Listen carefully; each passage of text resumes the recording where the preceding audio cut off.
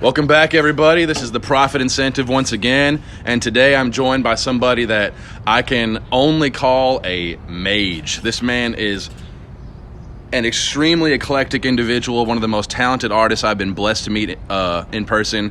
Definitely one of the preeminent artists that you cannot afford to miss here in the city. Young and upcoming multimedia creator, Mack Swans. How you doing, my friend? I'm doing good. You holding up all right, man? Yes, sir. How you doing this morning? Thank you for that lovely intro. I'm doing great. Hey, it's the truth, man. It's the truth.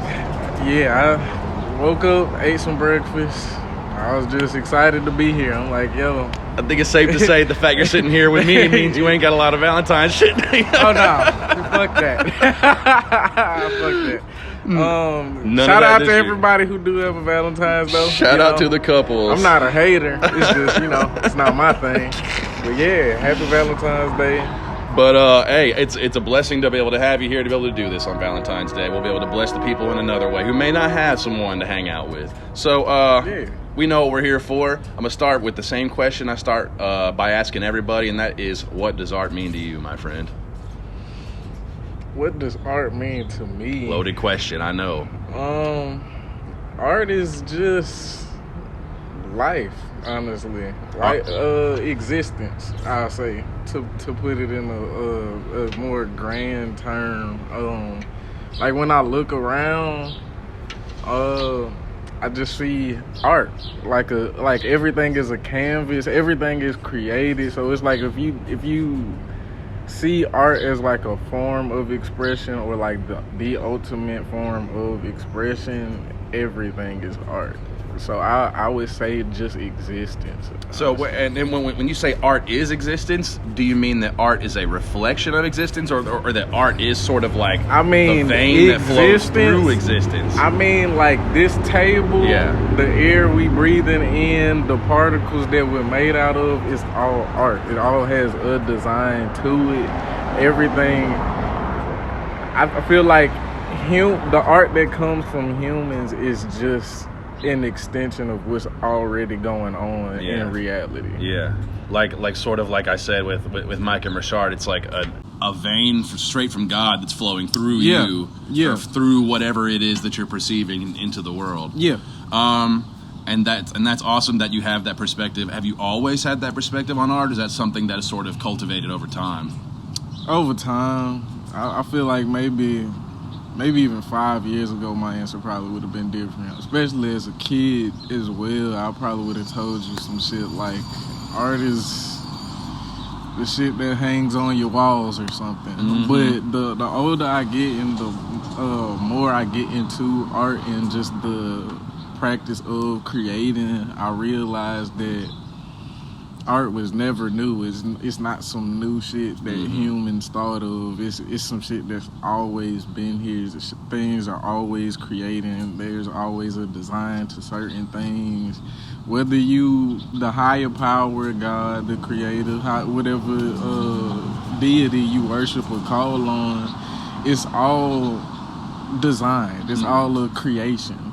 Yeah, and that's a very woke perspective to have, and one that I definitely did not have at the beginning, and I had to learn along the way. So what would you say your attitude was toward creation whenever you first started? Like whenever you first got into art, what was your motivation first coming in? I just did it by mistake, bro, honestly. Really? Yeah. I initially wanted to be an astronaut for like majority of my life, honestly. Well, that's not surprising, really. Yeah. I think when I turned like 15, I stumbled upon GarageBand and like mistakenly made a song because I was in band. So I'm like used to going in the band room in high school. I'll see like in our band, our band director did like arrange some of our songs, but he would teach the more advanced students how to arrange and compose band arrangements. Okay. And I would just like walk in the band room, see them, arranging stuff, doing chords, little shit, and I like go back home, play on GarageBand, and just kind of do the same thing I saw them doing in the band room. And I just kind of mistakenly had like a collection of beats. I'm like, oh, So you were like, I'm here in the lobby, but fuck that. I'm going to jump in the motherfucking window. Yeah, fuck that. Top window. Yeah. I see what y'all are doing. I'm finna go do it my damn self. Yeah. I took it home with me. Recorded over it. It just lets you do that on the phone now. Yeah. I mean, we in that point of technology to where your studio is on your phone. So, and self-taught on everything, I take it. Yes. Yeah. Producing, rapping, Yeah. all of that. So I just I looked up one day and just kind of was like, bro, I got like 3 songs.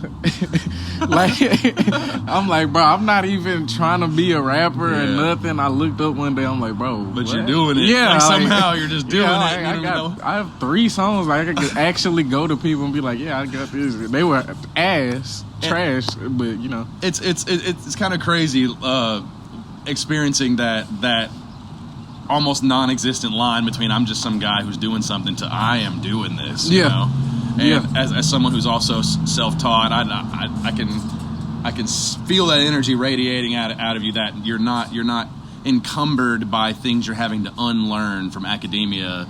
You are a tabula rasa, so to speak, and you're able to populate this blank slate with whatever it is that you see fit, and that's something I really respect and can relate to. And the fact that you've managed to achieve this level of not only success in rap, but you're also a great singer and just multimedia success. And we're going to get into Age of Insomniacs and really dive into that here in a bit. But the fact that you've been able to cultivate this skill set by yourself is something that cannot be undersold, or oversold, I should say. Yeah. But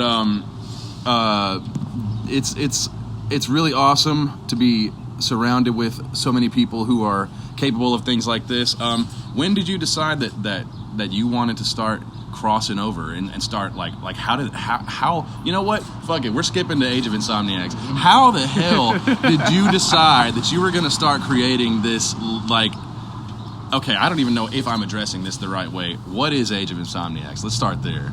Age of Insomniacs is the time period we're living in right now. A lot of people like to call it the age of information, or like the age of awakening. My mama, I want to say like 1.5 years ago, or maybe 2 years, she made it very imperative that we were entering the age of Aquarius, and that's like one of her favorite songs as well. And it was just a lot of age. I was just hearing a lot of age. I'm a very I'm a research junkie. Yeah. So it's like when I look up things dealing with time, I like to look up words like age, millennium, epoch, different words like that, different time periods. And I felt like age, it was the easiest way for people to be to feel like it's something they could relate to, especially with it being a very popular term right now. Insomniacs is just what we are right now. The age, it's my way of saying the age of awakening. And maybe sort of, okay, and my sort of perception of that is sort of like the reason that you chose the word insomniac is that in this age of awakening, we're all pretty fucking sleepless trying to figure all this shit out, dude, because we don't know anything. Yeah. We're just these little squishy things trying to figure it all out, man. We are. So, it's the term stay woke. A lot of different plays on that, especially with me being an actual night owl. Yeah. And knowing how many other people around me are night owls as well. It almost feels like the planet is more lively at night. It's a weird way to put it, because you hear a lot more noise and shit in the daytime. But it's like a lot of my interactions, especially as an artist, it happens at night. Okay. And have you always been a night owl? Yes. Your whole life? Yeah. Okay. So let me ask you this, because that's interesting, because I'm one as well, and so many people that I meet are also night owls. Almost like we gravitate toward each other. It's been brought to my attention in the past that there's a running theory that the people who are the night owls are there's an interesting correlation between people who are up late at night and people who are thinkers, people who are those who dive into the nature of reality. And I'm wondering, because have you ever felt like perhaps your ancestors were like the storytellers, like around the fire at night? Because I sort of feel like I get those ancestor memories of like being around the bonfire at night and sort of telling the stories of my people, like thousands and thousands of years ago, even though I've never lived that. Have you ever experienced something?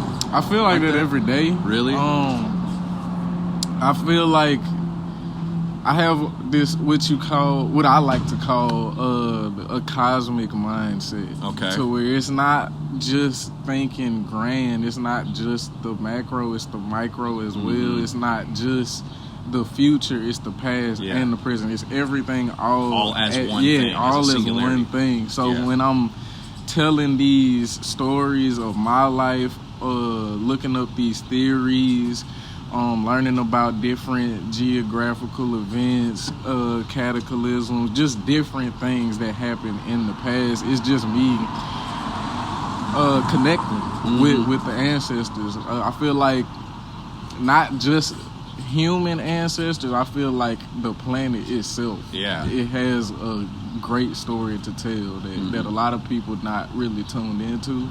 And that's all I'm trying to get people to turn their head towards. Yeah, and you know, I've been wondering these days if, especially in our generation, if that might have something to do with like video games, because you know we've been brought up playing in these digital worlds where there's these pre-rendered environments that don't respond to us. Like in real life, I can walk over to that window and punch it and bust it out right now. But in a video game, I might walk over there and it does nothing. I wonder, like, if this sort of closing off to the interconnectedness of the world as far as our generation goes might come from a conditioning that only things that you are told you're allowed to interact with, you are able to interact with.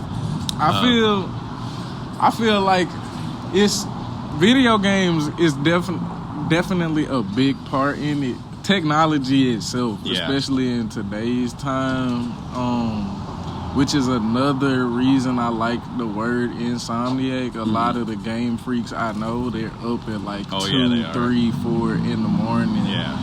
Used to be me as well, but it's also, when you look at it, or if you really think about it, the daytime isn't real.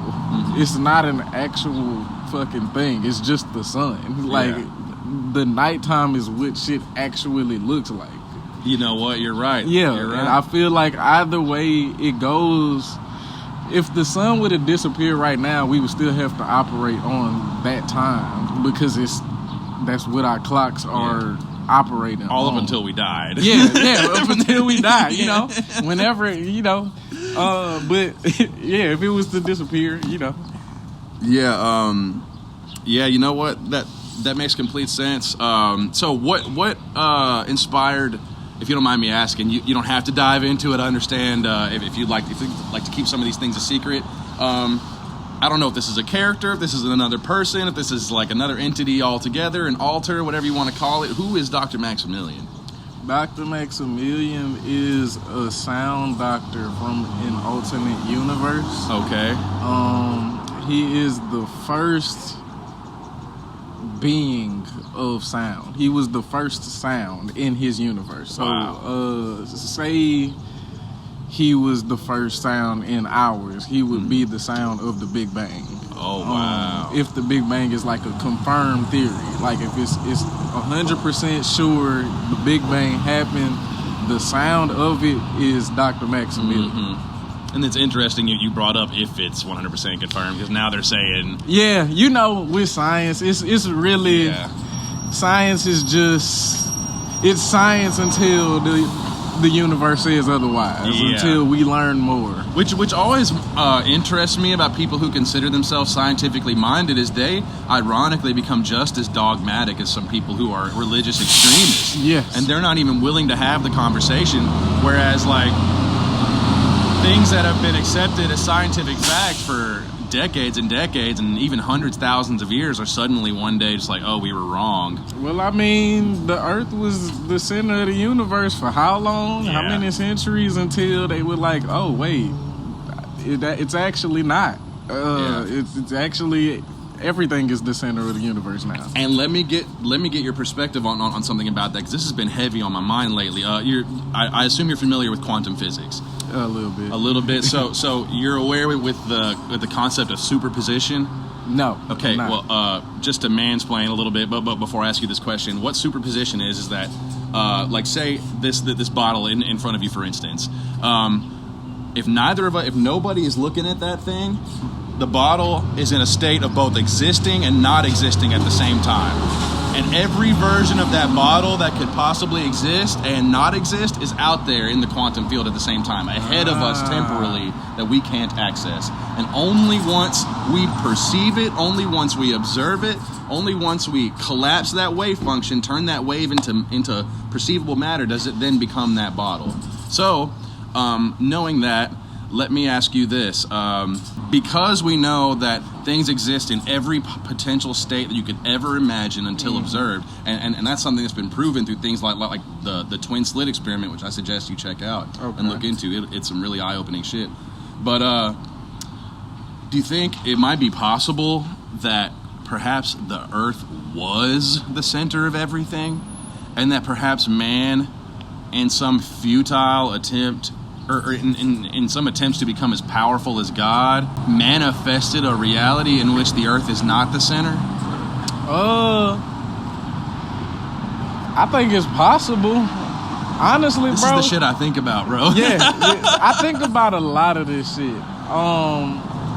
I honestly don't really subscribe to anything. Yeah. I like to keep my mind open to all possible realities, all possibilities. So when it comes to like religion, I don't subscribe to anything. Okay. And a lot of people feel a way about that, but I also like to explain to them when it comes to scientific theory, I also don't subscribe to anything. I'm just here to learn about all of it. I'm only 25, but like the life I've lived, so many different bizarre things have happened that I'm like, bro, I don't know what the fuck any of this shit is. And I feel like that's what's making it more fun for me, just the mystery of it. I do feel like Earth is a really mysterious thing. The amount of different types of life that's on here, where you have different like animals, different species, but that's not the only type of life here. You got plants and shit. It's really weird. Where do you stand on the subject of non-human intelligence, like things like orangutans and dolphins being considered to be non-human intelligences? How do you feel about that? I feel like in a way they kind of got it good. My friends, they probably about to roll their eyes because I always do this shit, but I feel like humans, once we came up with language, it was over for us. Like, language is a beautiful thing. Well, it can be, but a lot of the ways that we use it, it really limits us. No, it limits our mind. You're so right, because think about it, like say I come up with a word for something, and it means that thing whenever I say it, but over time it starts to lose its meaning. Yeah. And so then you have to come up with a new word for it because the old word loses its meaning, and it just creates this perpetual cycle of this thing that we're using to encapsulate an idea, then reverse engineering itself to corrupt the idea. Yeah, the definition versus understanding. I feel like that is our biggest like fuck up in human history. We've created a form of communication that prioritizes definition as opposed to understanding. You can define anything like, yeah, this is a plastic bottle. Yeah.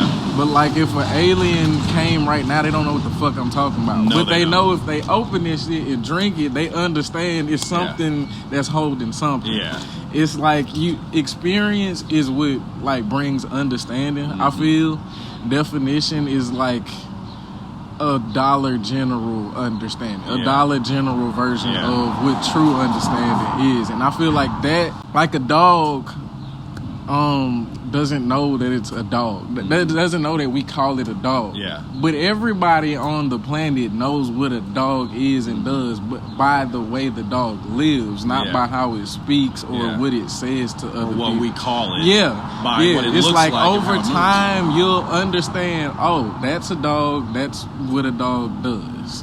So as someone who is wise beyond their years and somewhat of an innovator, if I were to give you a blank slate right now in front of you and say, solve that problem, solve the problem of language corrupting meaning, and give us as a people a chance to communicate our ideas in a way that immortalizes them more effectively and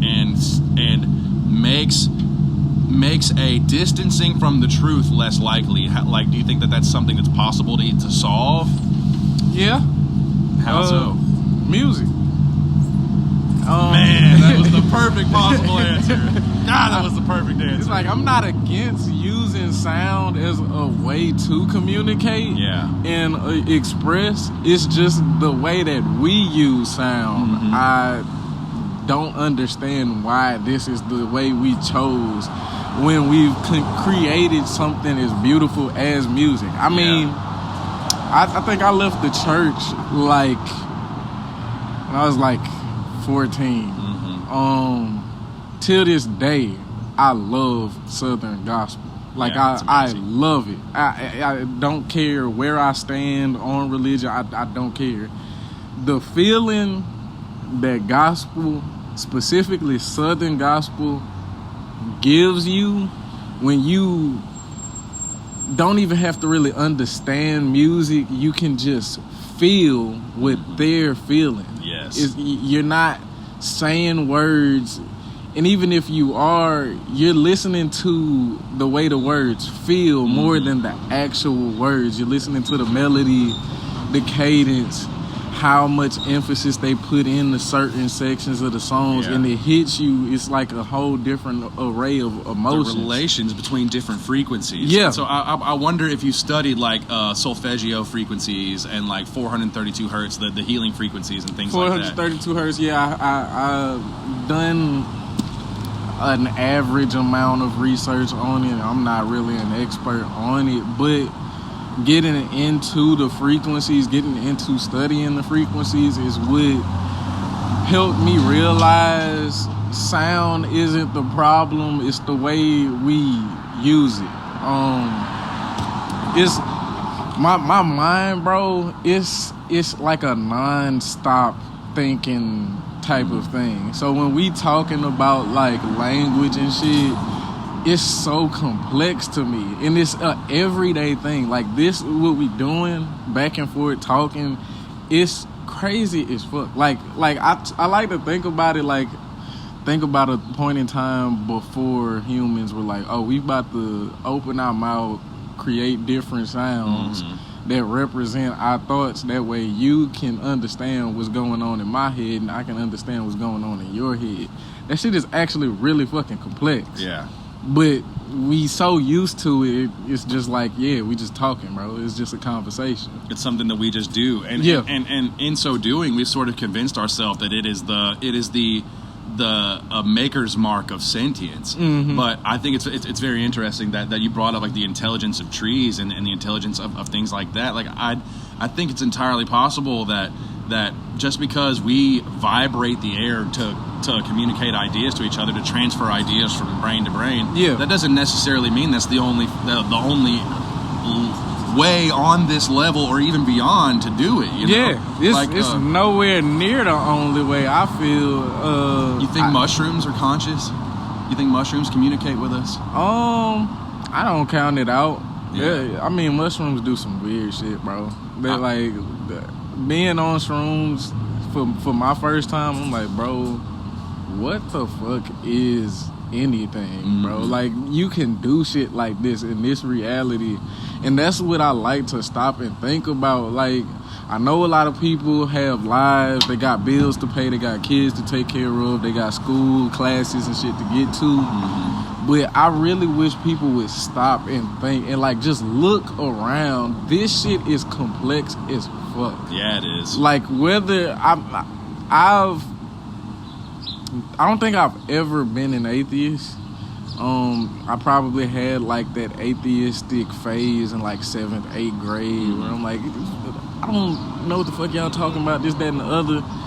But just the concept of something like gravity that we still are struggling to understand, it's like, bro, this shit is super fucking complex. Yeah. As simple as we like to make it, everything about reality, to me, in my eyes, is complex as hell. Mm-hmm. Yeah. And so, you study sacred geometry? Yeah. I think it's. Have you studied Metatron's cube? A little bit, yeah. Mm-hmm. That's the craziest shit to me. How literally this one pattern contains the blueprints for every possible 3-dimensional shape. Yes. How is that possible? And you know, one time this guy, I can't remember his name. If I remember your name later, I'll shout you out if you're listening. But I argued with this man for hours about. He said that math was here before humans were, and me and my little closed off mind was like, no, the Chinese invented math, you know, I think I think Arabic people invented math, but or invented, quote unquote. But then, yeah. you know, over the years, I've realized that these equations exist whether we perceive them or not. Yeah. You know? Like it's just us articulating this shit. Discovering it. Yeah, like we're discovering math and sciences, and then we come up with terms, labels, and then we're able to articulate the shit we just discovered. It's not an invention. Yeah. Math is literally the universe. It's like there's 3 cars over there. Mm-hmm. There's however many leaves on this plant. But we know there's multiple of them.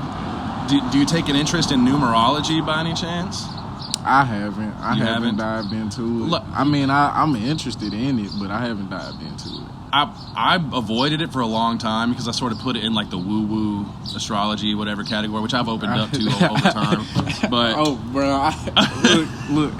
look, that's the one thing incriminate yourself, bro. Look, my friends and I, my sisters and I, we argue about this all the time because all of my friends, they into the astrology shit. Yeah. My sisters, they heavy into this shit. And I'm just like, bro. So you know your whole chart, bro. They've put you through it, probably. I know. They know it. Yeah. They've told me, but it goes in one ear and out the other. Bro, if I'm being honest. Yeah, I'm not allowed to know anything beyond my sun and moon sign before my mom will just spontaneously appear out of nowhere and ask me where that witchy girl I'm talking to is, and tell me to stop talking to her. Nah, man. It's never been my thing. Yeah, it's really not mine either. It's like astrology or anything. But as far as numerology goes, I'd never really cared about it. But once I started looking into it, like I noticed a lot of synchronicities, like a ton of them. Like almost every aspect of my life that can be quantified in some way, put into some numerical form. Like if you turn the letters of my name into numbers, if you consolidate my birthday, add all the numbers together, and then consolidate them into a single digit, it's always 1 every time. That's crazy. Every single time. You know what's crazy? At a point in my life, I want to say from like 2019 to maybe 2021, every time I checked the time, it was 12:34. Wow. 1, 2, 3, 4. Every time. Wow. Don't know how. Don't know why. I did look up the significance of it eventually, and I'm like, looking at the meaning of it, or you being on your right path, or you doing the thing that's destined for you. Yeah. I definitely needed that at that time, around 2019, 2020. Because I was at a point where so many weird things happened to me while trying to get involved in music. Yeah. I was about to say, fuck that shit. Like, I'm not about to make music. I I'm over it. It's too many weird people. And what was it that like sort of sparked the fire for you to keep going? Because I'm not gonna lie, that exactly what you're just saying happened to me with the Shreveport stand-up comedy scene. Like, I tried, bro. And there are some great people in there. Mm-hmm. Shout out Glenn Stewart. Shout out Mark Pugh. Shout out, homie. Yeah, several awesome people. But then there were way more that just, dude, the energy was so weird. Like, I hear about that too, and it's weird that that's how it feels in the comedy scene. Yeah, of all things. Where it's supposed to be uplifting. There's a lot of insecurity in performing arts, I'm finding out. Yeah. A lot of people don't get into it. Well, I'd say for the same reasons as you and I did, but I actually did enter it for the reasons that these insecure people entered it into. When I was 16 years old, performing right down the street at the 516 soundstage, I was doing it to get girls, bro. I'm not gonna lie. I was doing it to be popular. Bro, I became a musician to get bad bitches. I swear to God. I'm not lying to you. I could tell this story a million times. Please do. Because, okay, in high school, I tested out being homeschooled. Mm-hmm. I went to public school all the way up to 8th grade. 9th grade came. My pops was like, we gonna try out homeschooling. Like a month into it, my pops passed away, and I ended up having to go to Green Oaks, which is the school I was the most scared of going to. My whole life, I've only went to schools in the hood. Mm-hmm. So like, and in the same hood as well. So you go to like elementary at Pine Grove, you hear about the nightmarish shit they gonna do to you in Lanier Middle School. Then you go to Lanier Middle School, you hear about the nightmarish shit they gonna do to you at Green Oaks High School. Oh, man. It's all in the same neighborhood. Uh-huh. You don't realize as a kid, you about to end up being in the same school with all the same people. Yeah. So it's nothing to be scared of. But when you there, you're just like, bro, I'm so fucking scared type shit. But I get there to Green Oaks 9th grade, and I think like my second or third day, this beautiful ass upperclassman, she approaches me and like, hey friend, how you doing? I'm like, I'm doing great. How you doing? You know, I'm kind of sad. I lost my pops, but you just brighten my day type shit. But one day she comes up to me, I shit you not, and she says, I think it was during lunch, she was like, I would date you, but I only talk to band heads. Oh. That day after school, I joined the band. I shit you not. Wasted no time, I wasted no time. After school, I was at band practice, cymbals in my hand. I'm like, I'll pick up any instrument, bro. Like, I don't care. Now the next day, I didn't know, like, playing cymbals like in a show band, you gonna pinch the fuck out your arm. Yeah. Like, every 5 minutes. Especially if you don't know what you're doing, you gonna pinch it every 30 seconds. Like, the next day, you just see, like, pinch marks all up and down my arm. Man. Next day, I sneak my ass on the snare drum. Next thing you know, I'm the drum captain on snare drum. Like, I believe that. Yeah, I was never intended on being a band head. I always thought that was some nerd shit. I'm like, bro, that shit is for losers. I'm not doing that shit. There's a beautiful ass girl. I only talk to band heads. I guess I'm a band head now. and now I'm here with it. And over time you've just developed this respect for art and understanding for it. Music is my life, bro. Yeah. Speaking of going to school exclusively in the hood, I'm curious as to how the hood receives your current work. This high concept, like deep thinking. Like how does the hood receive your work, bro, these days? It's funny because you got like 5 different stereotypes of hood people. But there's 2 types that pay attention to my music the most. You got your woke hood folks who usually end up converting to Islam, joining the nation. And then you got your like super hood, like you ain't got no business hanging out on that corner type of person who's tapped into it. Now I will say, when I first started off music, I was in a relationship, so a lot of my music was romance. Yeah. What I like Pretty to call simp shit. Yeah.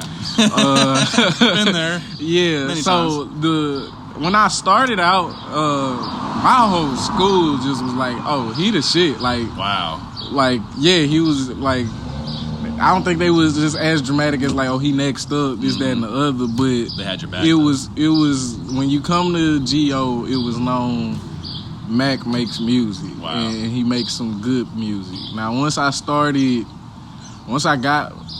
we broke up, and I was like in that mindset, well, I don't want to make no motherfucking romance music, and I'm not about to make no heartbreak music. Mm-hmm. I want to talk about something else, and I didn't make shit until I figured out what the fuck it was I wanted to talk about.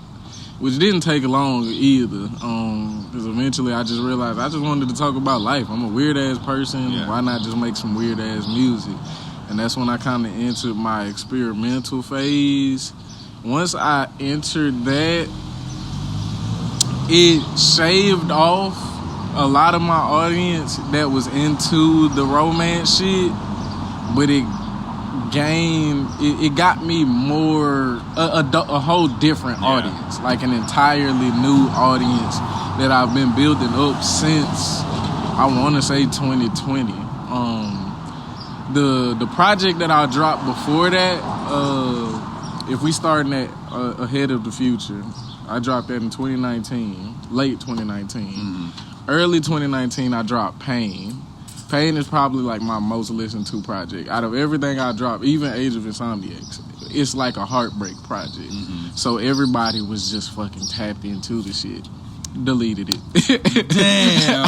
I deleted it. I just didn't want to be known as that person, and I started realizing a lot of the women I was meeting and getting into it with, they treated me based off of the shit they heard from that project. Yeah. And I'm like, that's not me. That's just the shit that I went through. Yeah, some feelings you were going Yeah. through.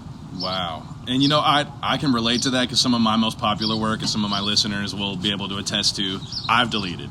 Yeah. Because it got to a point where you don't resonate with it anymore, man. And I just don't. It's not me. I don't want it to be me. I never did. So when it came to that, it wasn't a hard decision for me to make. Even looking at the crazy ass fucking numbers that project was getting, I'm like, I don't give a fuck, bro. This is not the artist that I want to be. I'm deleting it. Yeah. It's still on SoundCloud for the people who really want to go listen to it, but as for it being available everywhere, nah. See, mine are gone. I can't even listen to them. Oh no, I'm gonna keep my shit, but like it's just having it out to where people can just listen to it for real. Nah, especially once I started getting into my more existential type of music. Yeah, a lot of people started backing off. Then it's just because I touch on a lot of topics where it's like, what the fuck is he talking about? Yeah, but that's the nature of not only of being a true artist, but also being a man. You have to accept at some point you're going to be polarizing. Yeah. And that the truest, most authentic version of yourself is going to make some people fall off. It is what it is, bro. Honestly, I feel like that's how it should be as an artist. If I'm not challenging myself, I'm going to get bored really Exactly. quick. Just in life, I like to live on the dangerous side at all times. I love to. And I know a lot of people like to look at me as a contrarian, but I just like to look at myself as optimistic. I'm very... stick around long enough, bro. Because it's just... I don't do it intentionally, but when people make concrete claims or statements, I just like to look in another perspective. But that's just being a skeptic. That's being a critical thinker. Well, if I were to call you that, you would have to do something like, to be a contrarian, I'd have to be like, man, bacon's good. No, it's not. Man, it's like everything I say, you're trying to counteract it, you know? It's like being a jackass. Yeah. But no, that's just being a critical thinker, man. And it comes in-handed most of the time, but sometimes it does get overwhelming because it's like you hear shit and you're like, don't say it. Fuck it. I understand what you're saying, but have we looked at it like this? Yeah. You know? Would you consider yourself, and this is such a naughty word to even say, have you ever considered yourself to be a neurodivergent person? Do you consider yourself to be neurodivergent? What does that mean? Neuro brain, divergent away from everybody else. It's used medically now as sort of a coverall because we don't understand what the hell autism or anything is, you know, like what makes people different. But would you say that your brain operates differently than other people around? Do you consider? Extremely. So, like overwhelmingly so. Yeah. I'm going to pivot back to the question I was going to ask you earlier, and that's regarding opportunities and adversity that you've faced in the city. Do you feel as though since you decided to become a musician and an artist that you have been, if you have had access to ample opportunity in the city? Because this is something that, because there are going to be venue owners listening to this, like some people who have some pull in the city who could really benefit from hearing from somebody who's boots on the ground like you, who's out here performing. Do you feel as though that you have received ample opportunities, or have you faced adversity when it comes to getting yourself in front of people and showing people who you are and what you do? I'll say it took a lot to get to what we're doing right now. When I first started, I started at 15, bro. Yeah, that's amazing. I think, what year was that? 2014? So 2014, just kind of think about the music scene in Shreveport. Yeah. In that time. There wasn't one. The folks who were on wasn't letting us in. Like, it just... For a while, I really did not fuck with nobody older than me. Like, I like that generation that's like 10 years older than the people in my age group. The older millennials. Yeah, I say like they early 30s now. I would say. Me. Bro, I did not like y'all. I don't like us. Like, I think it took me to meet Rashard to even consider opening up to the older folks. Let me ask you what it is about millennials that you didn't like. As much as I hate modern terminology, the fucking gatekeeping is meaning the ignoring the younger generation.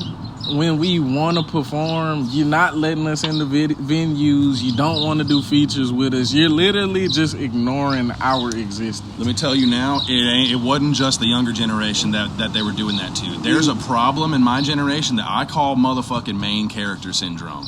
That everybody in my age group, we were raised with too many Disney movies, too many video games, too many things where we got to see the main character do everything, and no one had to even, and we were all given participation trophies, you know, this, that, and the other.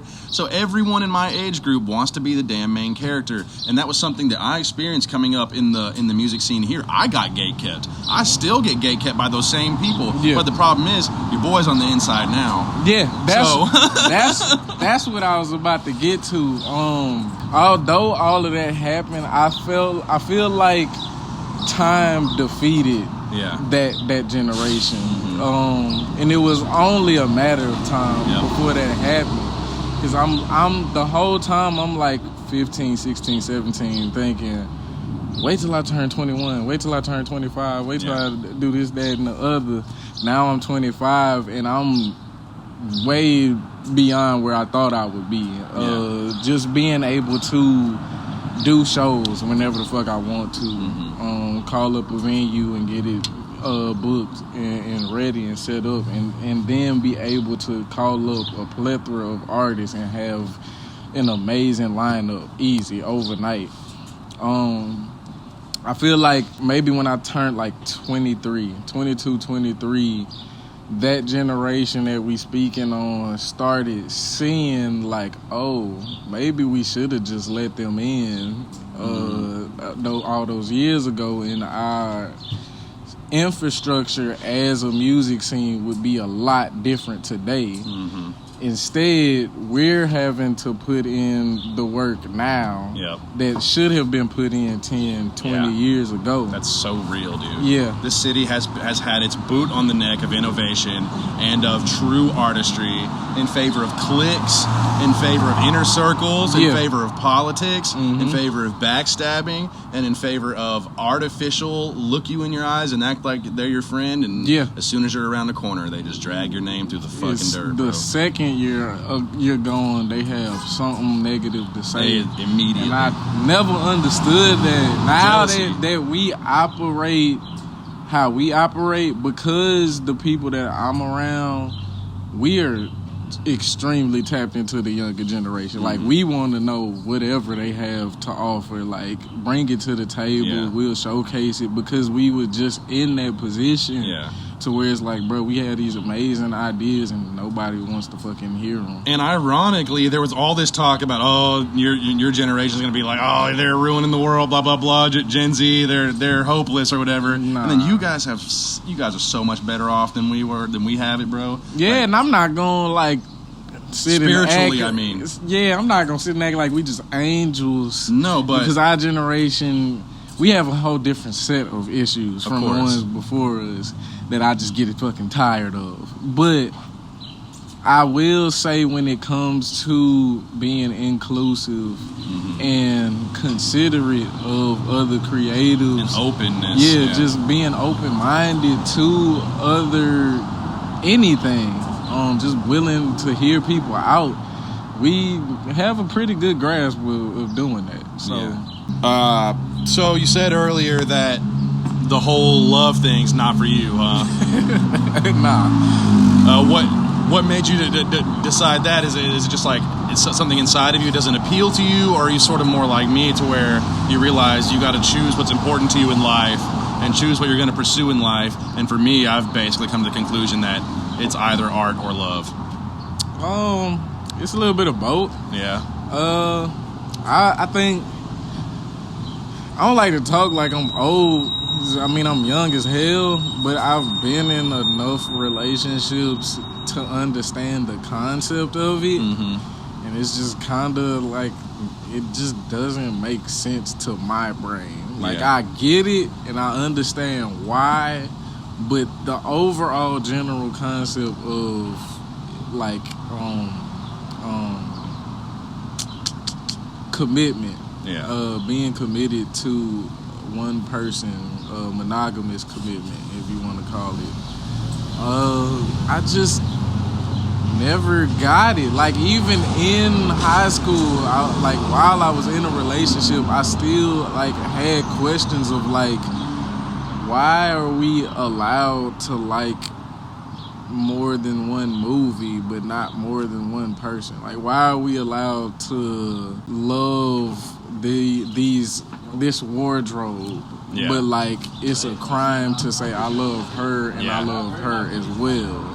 I've heard people say that mankind has a habit of saying yes but instead of yes and. Like God has a way of saying yes and. Like, you can have that and this. Yeah, there's that and this. Yeah, you can be a good person and a bad person. Yeah, you can hurt people and still be a good person. You know, and it also goes to the simple definition of what is good and what is bad. Like, if having more than one spouse is bad, why?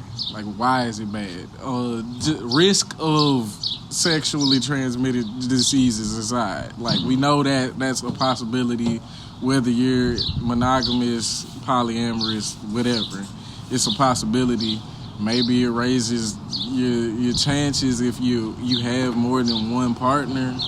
But aside from that, like, why is it bad to have more than one partner? I just never... The way it always struck me, the reason that so many cultures tend toward monogamy seems to be more for a societal reason than like an internal spiritual reason. Like, it's more like if each person chooses one partner and sticks with that partner throughout their entire life, then that drastically lessens the amount of sort of spiritual wear and tear that comes with having consecutive partners.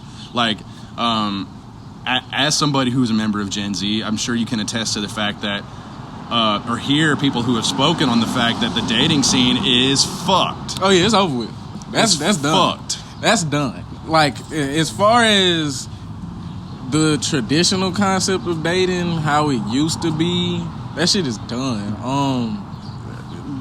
I got this term called Project American Dream, where the ideal lifestyle of a human in Western society has been sold to you as husband, wife, 2 kids, a dog, nice house. And that's what a lot of people tend to go for. That's what we're still being sold, but the culture and the lifestyle we live, it does not coincide with that. It's not happening. Not with that. You with us being in a capitalistic society, the more engulfed and buried we get into capitalism, the less authentic any fucking thing is. Man, I agree so much. Everything is for $1 now. So you get a partner, but it's not, oh, how does she feel about me? How does he feel about me? It's what can they provide? How can they help me survive in this society? That's all anybody seems to care about. Which, and anecdotally and personally, like inside of myself, I need to believe in monogamy. I need to believe in the idea of bonding with somebody spiritually with one interpersonal feedback loop of good spiritual energy and humility beneath God. I need to believe in that, and I do believe in that. But I totally understand where you're coming from there, and and just for the record, I wouldn't do any polyamorous shit either. I feel like the more people, the more stress. That's just me personally, though. I have been in situations to where all 3 parties genuinely felt equally as strong about each other, and that shit works. But just attaching myself to people in that manner, whether it's monogamous or polyamorous, is so draining. Like, the amount of energy I put into music, I could never share that with like a committed relationship to another person. See, and I can, but where it gets to where I don't, or where I can't, is that women expect you to provide, bro. You know, they do. Like, and I don't think and I want to ask you your perspective on this. I don't feel as though it is possible to chase $1 and chase truth at the same time. It's not. I mean, unless your truth is just money, which, I mean, in that case, what does that even mean? How do you reconcile the need to possess money in our society with your status as an artist and your need to seek the truth and the fact that don't really always pay, you know? Bro, I'm struggling right now, honestly. I ask myself every day, what am I gonna do? Like, in this society where everybody is telling me in some way, shape, or form, bro, you're gonna have to conform to this society. It's too big for you to try to take it on by yourself, this, that, and the other. But, bro, I genuinely don't care about money. Like, I've tried. I have literally placed myself in positions of struggle to where I thought it would turn something on in my head to be like, bro, I gotta get to this money. The more I do it, the more I'm just like, bro, fuck this shit. And you just don't want to go back to any of it. I'm like, bro, fuck whoever designed this shit, because I don't like what it does to my mind. No. I don't care how I end up. Like, I tell Kate and TC all the time, like, y'all, like, 30 years from now, I might be a hobo. I'd be happy. Like, I'm not interested in the materialistic, capitalistic aspects of society, no matter how flashy it gets. I'm just like, bro, every day I hear a friend talking or complaining about some type of bill they have to pay, some type of debt they're in, and it's all starts from buying shit. And none of it's fucking real, because God has given us this entire world and all these gifts, all this shit for free, dude. And they would tell you you're the crazy one. Yeah, they will. Yeah, like you can literally be like, bro, this shit, I shouldn't have had to pay for this bottle of water. No, there's water right over there. There's literally water right there. And we're paying for this shit.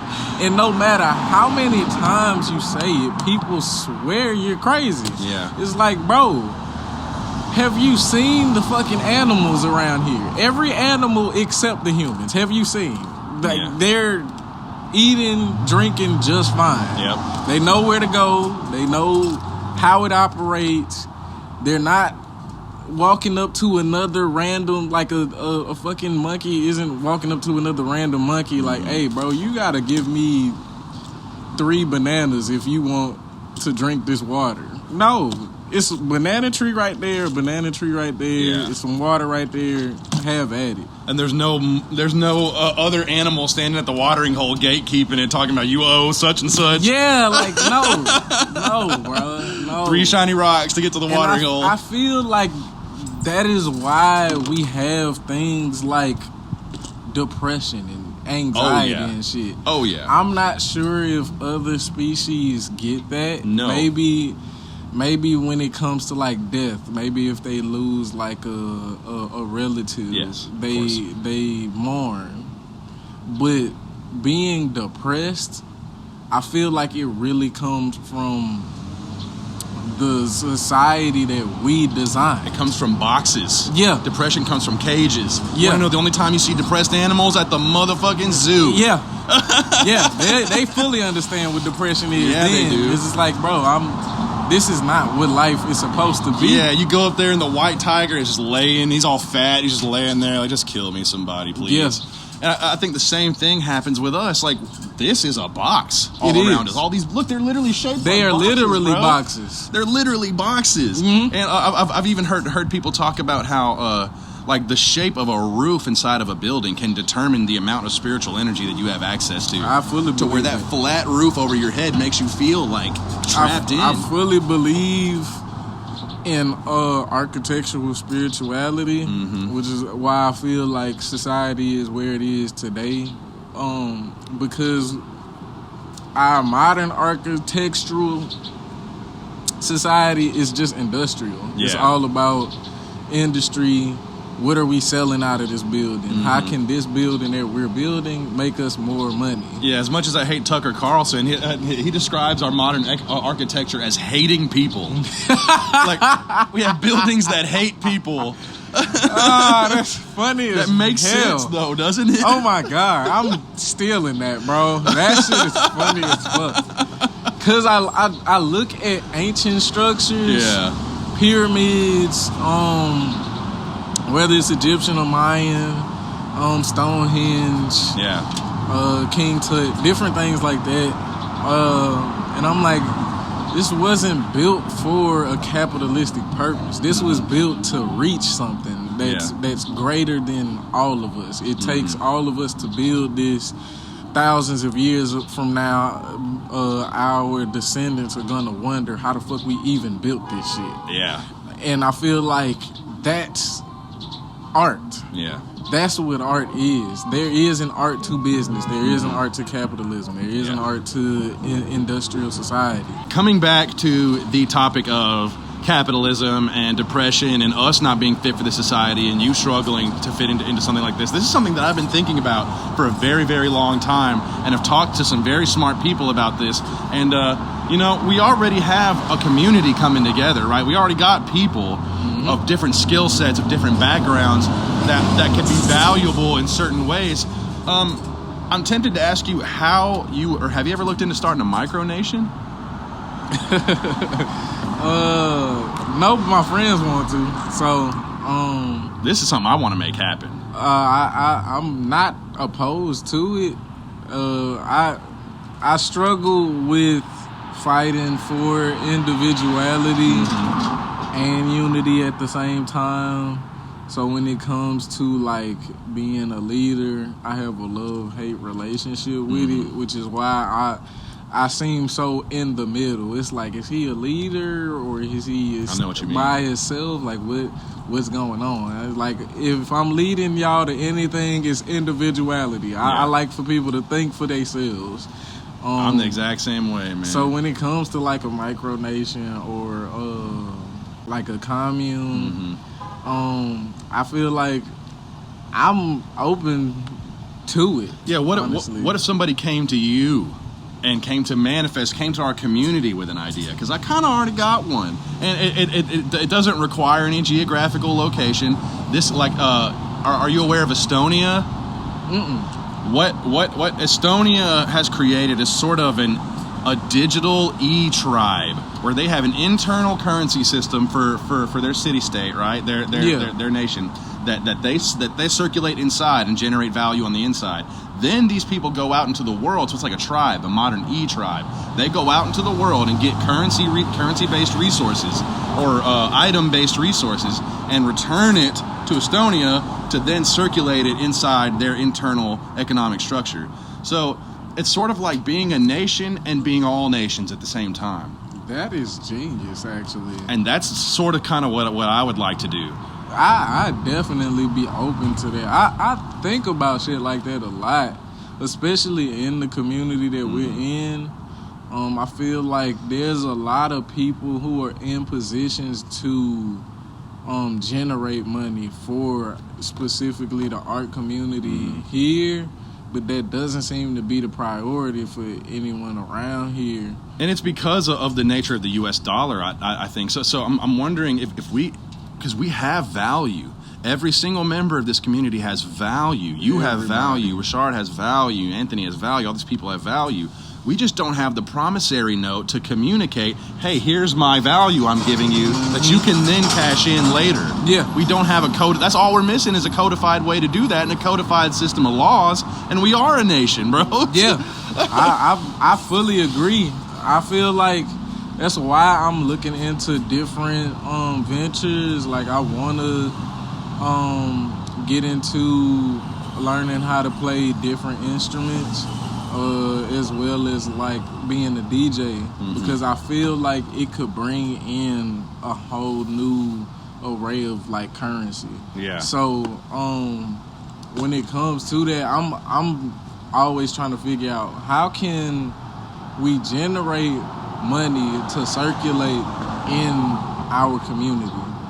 And I feel like the answer is right there, but everybody has to be on one accord to do so, because one person spends the money the wrong way and we just lost it. We just need someone to spearhead the generation of some internal crypto processing unit and create our own currency. Yeah. Like, it's not that hard to do. We just need somebody, I guess it's going to have to be me, because I'm the one sitting here talking about it, who puts the idea together, and thankfully I already have like all this work already done. Yeah. So, and you know what? I think this is something needed, because I don't think that people like us, I don't think that artists, I don't think that open-minded, I don't think any of us are supposed to be a part of this shit, dude.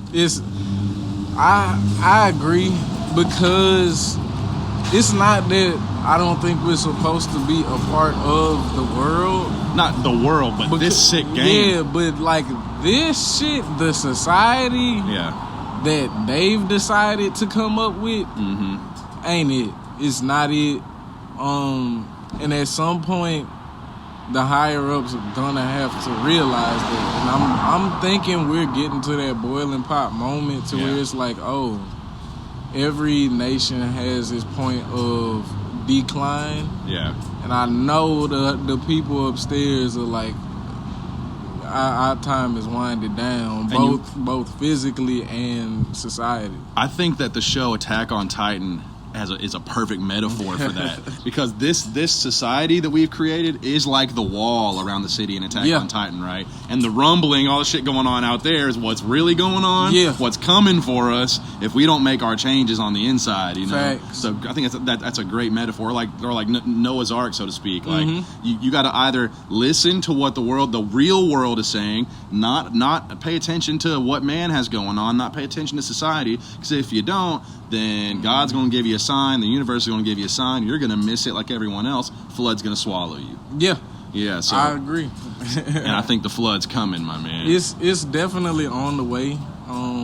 I like to look at it as like, have you seen like the movie The Island? Yes, with Scarlett Johansson. I forgot about that movie. Where it's like they have them in this establishment, this really fucking man-made, controlled environment, and they're like, those who win whatever the fuck, you get to go to the island, and it's supposed to be this amazing place when actually you're just getting killed. Yeah, it's not real. Just for population control. You thinking, oh, the outside world is gone, it's nothing there for us, this, that, and the other, and you escape, and it's like, bro, what? But that's what we're told. That's what we're told. We're told that outside of this game, off of Uncle Sam's tit, is just despair, and it's just death. You know, we're constantly, we're provoked with that, we're prodded with that fear in all directions every day. So how do you keep your courage in the face of that constant fear mongering that's just bombarding all of us every day? I just keep a firm understanding that is what capitalism is. We're just being sold a lifestyle, sold a dream, and that dream isn't going to be for everybody. It's for the benefit of capitalism. Yeah. So it's like this lifestyle that everybody is reaching for. I don't feel the need to reach for it because I know it's not the only thing you can do in reality. Like, you can get a job and make all this money, buy a big ass house, but it's like, bro, we live in a fucking planet that resides in the solar system, that resides in the galaxy, that resides in the universe. And we're sitting here talking about 401ks and shit. Yeah. I'm like, bro, I don't care. And you shouldn't care. I really don't care how immature it sounds, whatever. It that also brings me back to words as well, labeling. Because it's like when you say shit like, I don't want a average job, I don't want to go to college, I don't want to do this, I don't want to do, I don't want to conform to society. People could easily bring up the word mature or immature. Oh, you just childish, you just immature. Like, well, that's just a word, and that word could mean whatever I want it to mean. And a lot of people don't understand the gravity of that concept of words. Like, they're weapons, bro. Like, you have to understand what words are, how you can use them, and how people are taught to use them.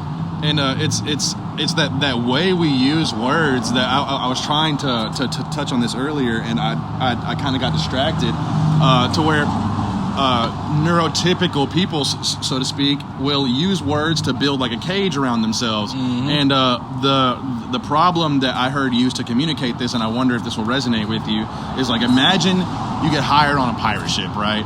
And the captain says, you're working below deck today.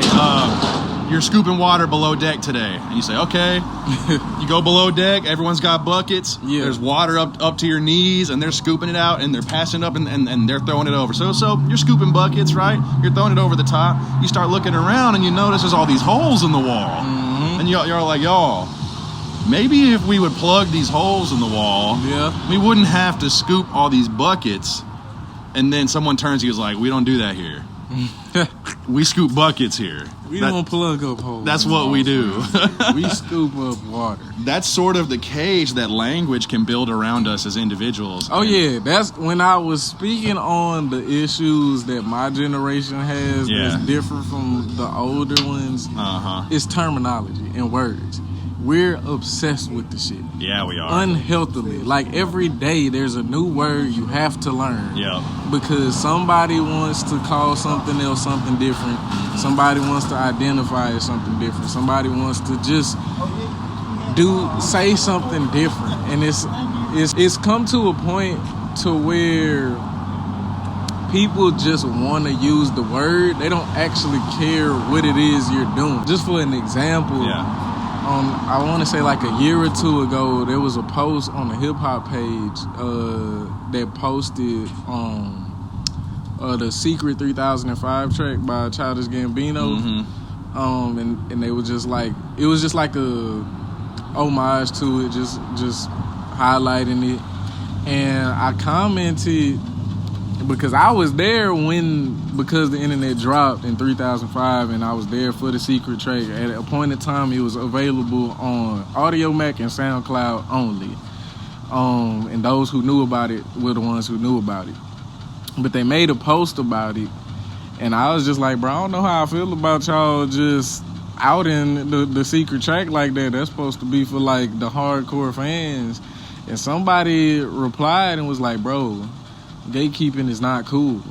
I'm like, bro, you don't care that I just said that. You just wanted to fucking use the word gatekeep. Yeah. That's how I feel about most of my generation. Yes, dude. You want to know what the worst word is? You want to know what the worst word your generation is about that? Fucking gaslighting. I fucking hate that word. Gaslighting, bro. I don't hate anything, but I hate that word. You want to know what one of the funniest things about, dude, this one time I was talking to this girl, and if you're listening to this, you know what you did. Fucking, I'm talking to this girl, and she's like, I've had a headache. And I'm like, okay, drink some water. She says, no, I've had a headache for like 3 years. Okay, well, go to the doctor maybe, because you're clearly, there's something wrong with you. You could have a tumor in your head. You need to get checked out or something. And she's like, no, I don't want to. I was like, that's kind of dumb, right? Like, you had a headache for 3 years. You're not going to seek anything for it. You're not doing anything about it. And she said, you're gaslighting me. Like, I'm gaslighting you because I told you it's dumb to not do something about a headache you've had for 3 years. That's exactly what I mean, bro. People just want to use terminology. They don't really care what the fuck it is they saying. Like, you have this catalog of words and shit to say now. Gaslight, gatekeep, toxic, project, looks max. Mansplain. Yeah. I'm like, bro, can we just not talk for 2 years? Let's see what that feels like. A collective societal speech fast. Just never say anything. Just do what it is that you're trying to do, and just shut up. And as a writer and a rapper, because I know Shard and Quan, they be looking at me weird and shit when I get the, dogging language. It's weird when a person whose lifestyle is based off of language and writing is just so opposed to the shit. They always speaking out against the shit. But I'm like, the amount of writing that you do, the amount of learning about words that you do as a writer, you either gonna fall deeply in love with words or you're gonna despise that shit because you can pick up on how people can use words in different ways and how they can become so dangerous. And that's where I'm at right now. It's funny that they say the first sign of a decline toward authoritarianism is a changing of the language. Tyran, he had told me about this the Sapir-Whorf theorem where the language you speak determines and affects the way you think. Have you seen the movie Arrival? I have not. Definitely recommend. It's just about an alien invasion, but it's not where the aliens are bad. It's actually just about learning how to communicate with that alien species. And their language is non-linear. So learning their language changes your linear way of thinking. Wow. So in a way, you're time traveling, but mentally, you're able to see just time, like in general, everything happening. As opposed to like English language, where you start at the beginning and you have an end. You have to know where you're going before you get there. With a non-linear language, you just know what it is you're about to say, beginning, end, middle. That's something I've experienced in my own forays into learning other languages. I don't know if you've experimented with that yourself, but I haven't. But I'm down to learn other languages just because of that. Dude, I recommend you just go balls deep in Mandarin Chinese. Okay. Because that'll show you a whole other way of looking at the world, man. Wow. When I started learning Chinese, I started realizing how many weird things that English does, and that shapes the way that we look at the world. Like, there's no plural. There's no plurals in Chinese. There's just thing, like chair. Yeah. All these chair, you know? Yeah. There's not chairs. Yeah. And so they don't view plurality because everything is both singular and plural. Yeah, and it seems simple, but that is a very important thing. Exactly. Like the concept of plural and singular. Or a language not having the concept of plural. Yeah. That is huge. Yeah, it is. That's a big change. As big little change. As in minute as it seems, just the concept of chairs. It changes like if somebody wasn't here, like if they over the phone and you're like, I'm looking at chairs. Yeah. It's like now they understand that there's multiple chairs in the vicinity.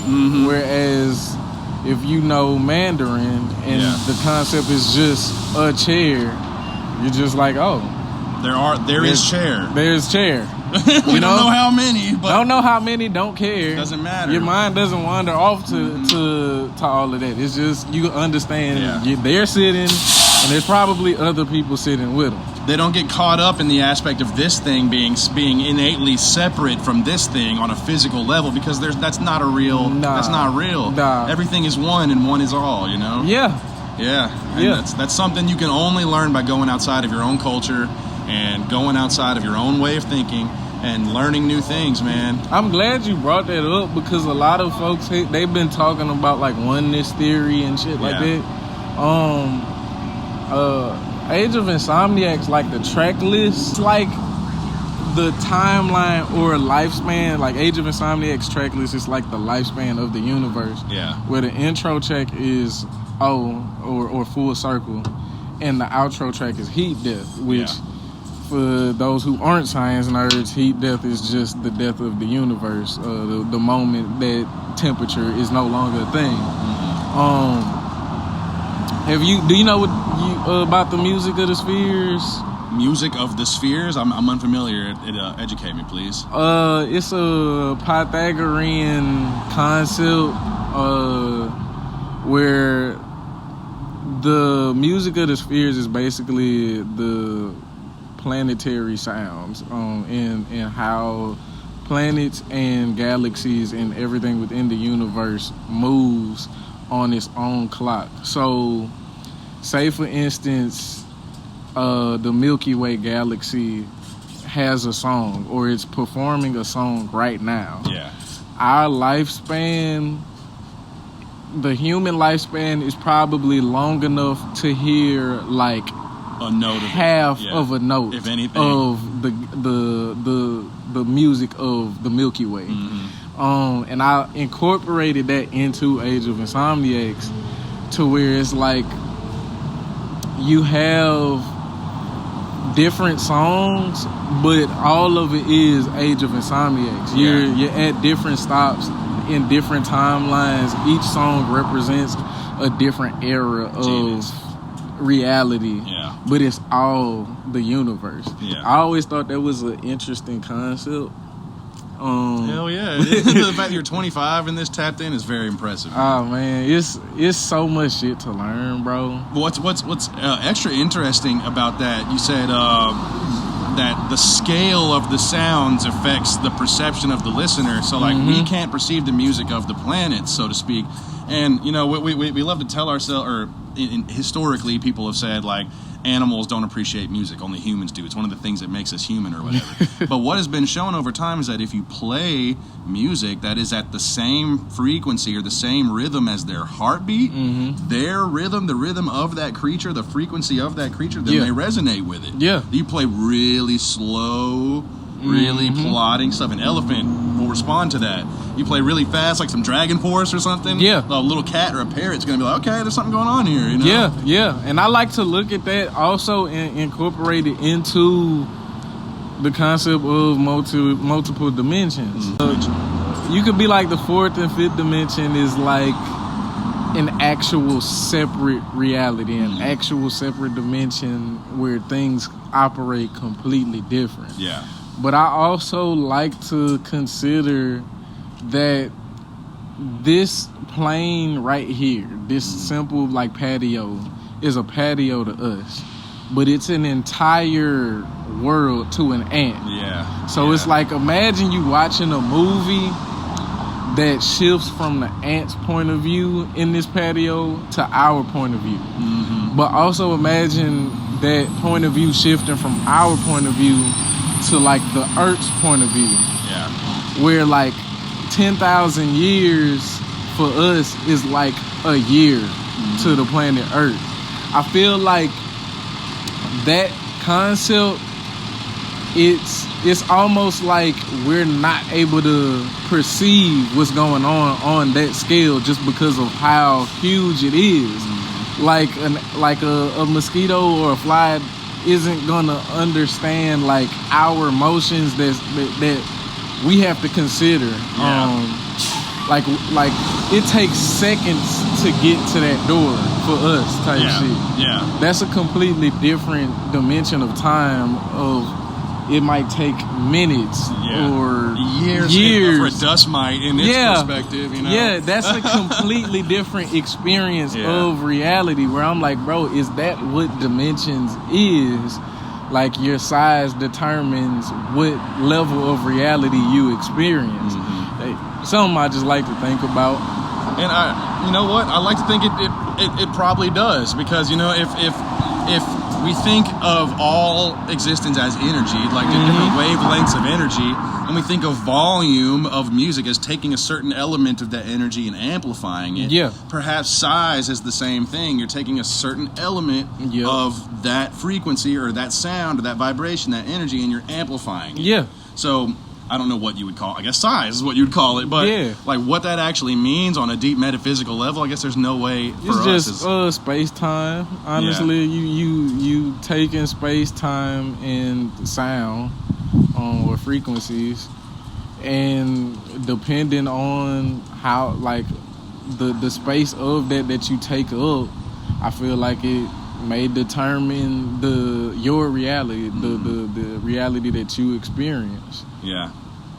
You know, I saw this experiment, and I want to hear your thoughts on it. To where these scientists, right? They had this rat, and they located the exact neurons inside of this rat's brain that are responsible for seeing things move up and seeing things move down. They had this red ball, and they would watch the rat's perception of this red ball, and watch it go up and watch it go down, and they'd watch the brain patterns. They took all of the neurons that were responsible for the rat perceiving the red ball move down and turned them into ones responsible for seeing it move up. What? So then what they did is they would lower the ball, but the rat would still only see it going up. And they could see through... That is insane. Yes, through the brain scan on the rat, they were seeing the ball move up. That's insane. So what does that mean about the nature of reality, dude? That's big. That means to me that we don't know what the fuck is actually going on. No, we don't. I feel like no matter how many theories, how many things we can prove, reality is always gonna do some unpredictable shit. Some shit you just can't think of. You won't be able to think of it until it happens in your reality. Especially hearing shit like that, to where you can really affect how a living conscious being can perceive something directionally. Yeah. Just something that simple which really isn't that simple when you think about it. It just like confirms that we don't really know what the fuck reality even is for real. And that kind of scares the shit out of me, because think about it, like imagine there was some extraterrestrial entity, right, that was capable of altering biochemistry in some way. All that thing would have to do is turn off all the neurons in our brain that are make us capable of perceiving whatever, and turn them into anything else. That's fucking terrifying. Like, that's literally the Matrix, but alien created, basically. Yeah, I feel like it's a terrifying thing to think about.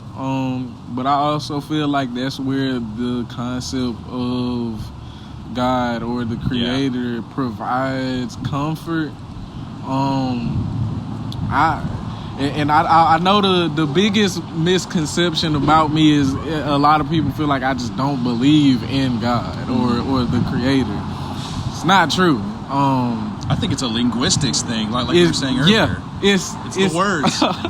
Thank you. That's exactly what I was about to get to, because I feel like no matter what word they create for it, it never describes what it is that I'm actually talking about. Like, I've never been satisfied with the term God. The closest term that I've ever been comfortable with is the Creator. It explains most of what I'm trying to convey. But even then, you have to experience reality. You have to experience life to know what God, what Yahweh, what the Creator even is. And I don't like to talk about it as if the entity is separate from reality, because we still don't understand what reality is. We don't know if all of this shit is just one thing. We don't know if there's like a separate supreme being that's looking down upon reality, monitoring everything. It's just a lot of don't knows, and I don't want people to listen to this and feel the urge to like, well, here's the answer. I don't want the answer, bro. I want it to stay mysterious. But in my mind, these ancient people that I think are way smarter than we think they were. I think they way smarter. I think that's what the word God was supposed to mean. I think the word God was supposed to be sort of a, I don't know, whatever that is, that like thing. Whatever it is. We don't have to try to define it. We don't have to give it a name. We don't have to come up with a word for it, because like Ab Soul has said in previous interviews, the idea of that is enough. It's enough to understand we come from something. I'm not an idiot. You have ears to hear the concept of sound. That is a design. Or it came from some type of intelligence. I'm not about to say, we just didn't come from shit. Now, there is, I don't count it out. There is people who believe in the theory of everything was just already here. It's always been here. We as humans just aren't able to fathom the concept of something not having a beginning and not having an end. But I also look at how things operate and the fact that things have to operate. That's requires a design. There has to be a designer somewhere, And see, I think there's two issues there that cause the problem. Me personally, this is what I perceive. The first issue is that it comes from inside of us, because we're tool using animals, and the way our brains work, when we look at something, we perceive its utility first, and then what it is. So when I look at my phone, the first thing I think of is I can text my friends, and then I think, it's a phone. So then from there, so we see that something does something, then we give it a name.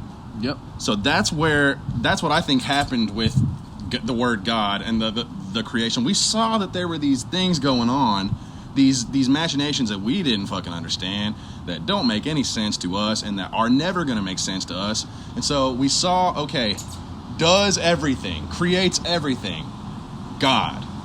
And then from there, the second problem is what I think is the biggest evolutionary disadvantage of mankind, and that is diminishing returns.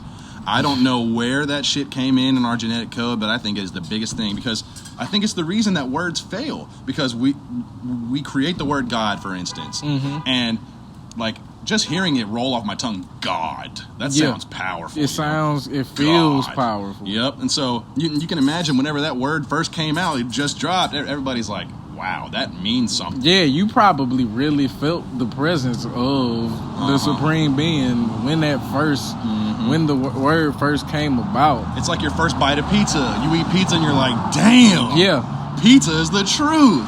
And then over time, I can't speak for everybody, but pizza, it doesn't quite hit as hard as it did the time before. Yeah, I ain't gonna say that for me. Well, but it's an example. Yeah, I get what you're saying, but, bro. Okay, like a movie. A movie doesn't hit as hard the second time as it did the first time, the third time, fourth time, fifth time. I think the same thing happens with words, to where, like, say, like, just pick a word, wallet. Yeah. Wallet.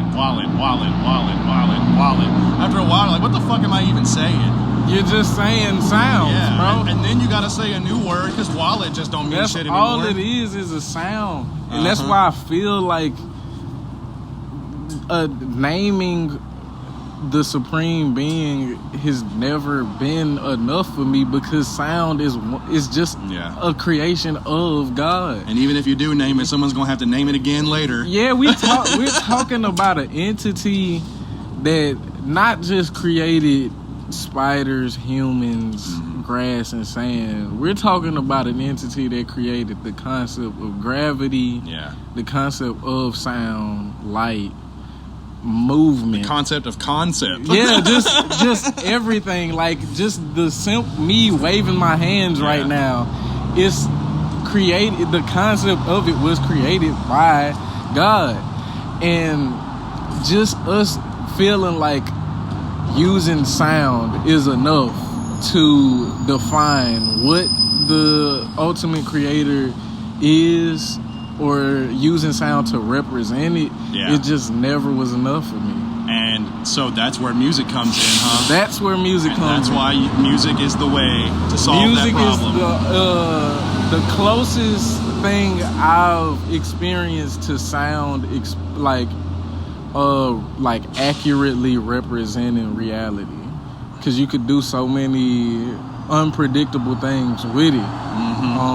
It's almost infinite, the amount of things you could do with sounds, and it's universal. Like, if you play an E minor, everyone knows somewhere deep down. You might not be able to put it into words because words are fallible, but we know what E minor means deep inside. We know it's a somber, and we know what tone is. And it's the thing is, sound only operates the way it does in our planet because of our planet. Like the second you leave, it's just different.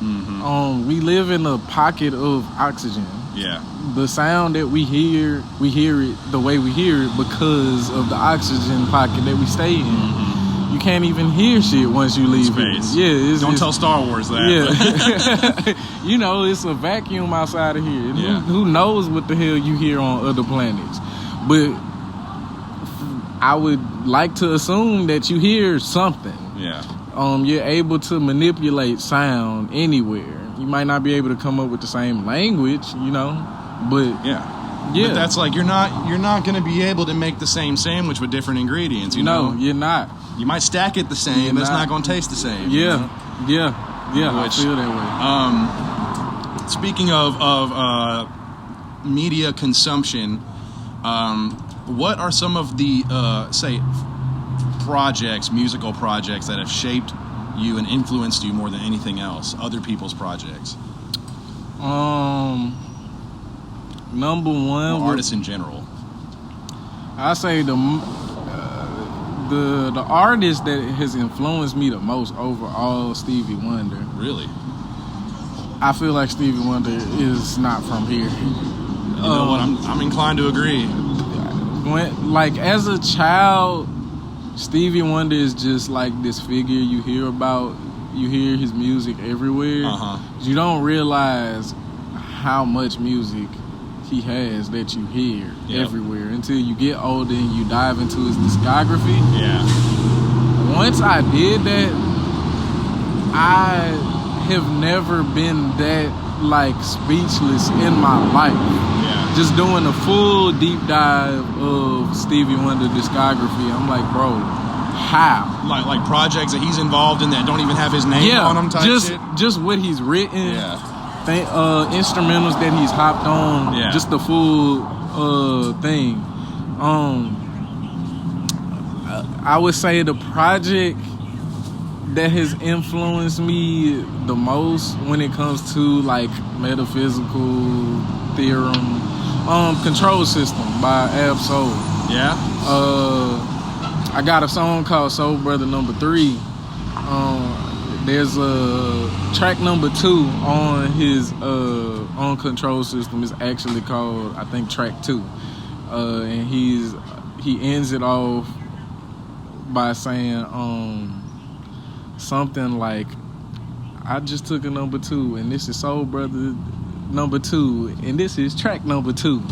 And Soul Brother number 1 is KRS-One. Oh wow. So you got KRS-One, Ab-Soul is Soul who KRS-One, who is Soul Brother 1, Ab-Soul, who is Soul Brother number 2, and then you have Swanton, or Brother Swanton, me, who is Soul Brother number 3.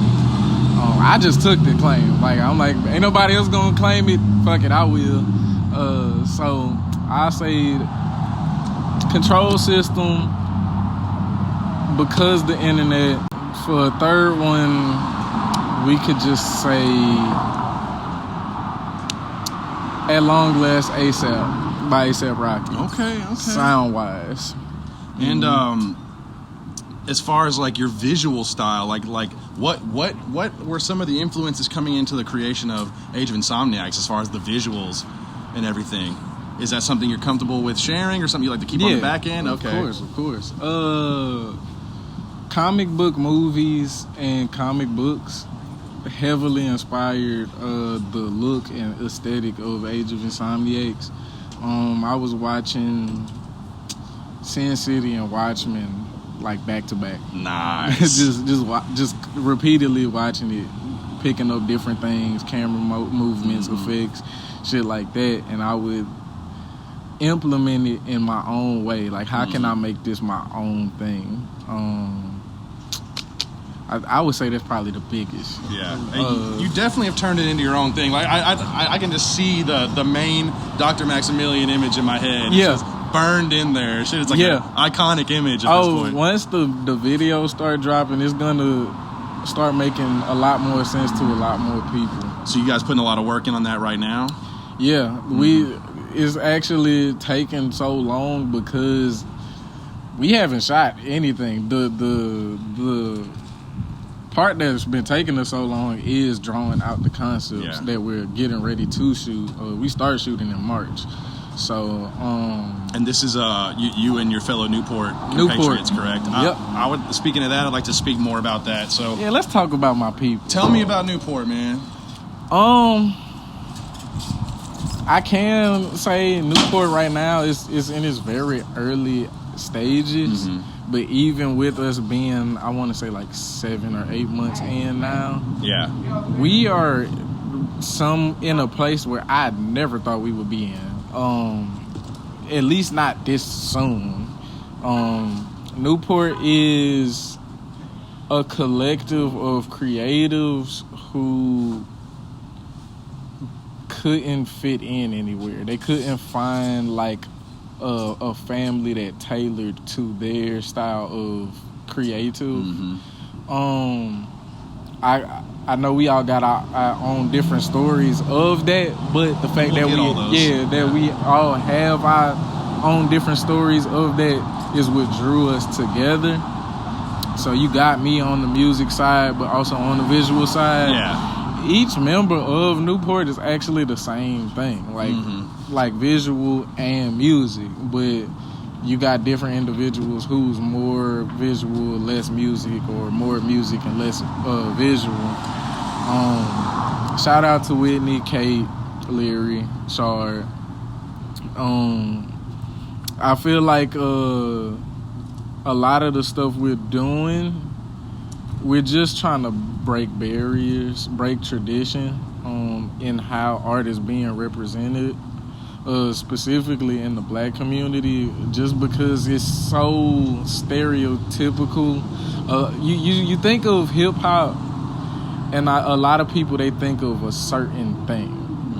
They see a certain image. Some people might see Youngboy. Some people might see Tupac. Some people might see the Black Eyed Peas.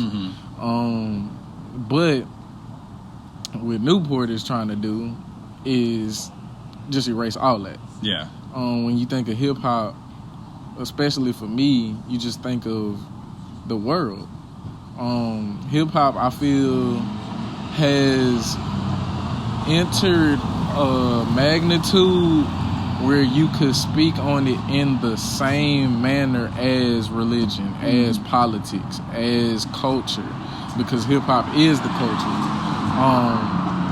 As Soul Brother Number 2 likes to emphasize, hip hop just means intelligent movement.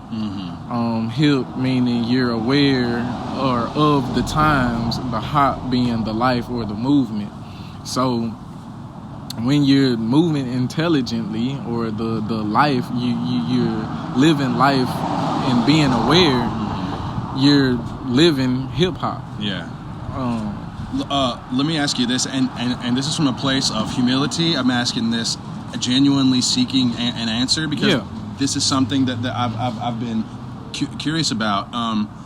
Do you feel as though because hip hop and because black culture is now the culture, and because it has taken a position at the forefront of our society, does that come with an additional set of responsibilities when it comes to like sort of what energies and what sort of idiosyncrasies and behaviors are furthered by the forerunners of the culture? Does that position at the forefront of the culture now sort of give you guys the torch to be like, hey man, it's on y'all to make sure that the spirit of mankind as a whole is okay going forward? Yeah, I feel like there is a responsibility for that.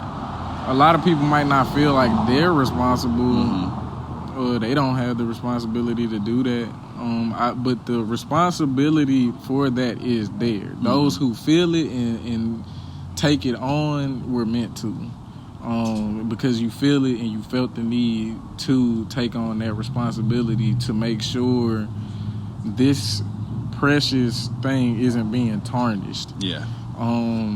As much as a lot of folks today like to claim hip hop is dying or hip hop is in a terrible place, hip hop is just it's just larger than it's ever been. So you're getting to zoom in on all the subgenres of hip hop, whether it's trap, boom bap, backpack rapping, alternative, experimental. You get to zoom into all of that. It's so huge to where it could feel like if you're in Louisiana, of course you're gonna think every rapper raps like Youngboy, Fredo Bang. Yeah, you know, it's that huge. Yeah, though. It's like regional. So it's almost like the planet.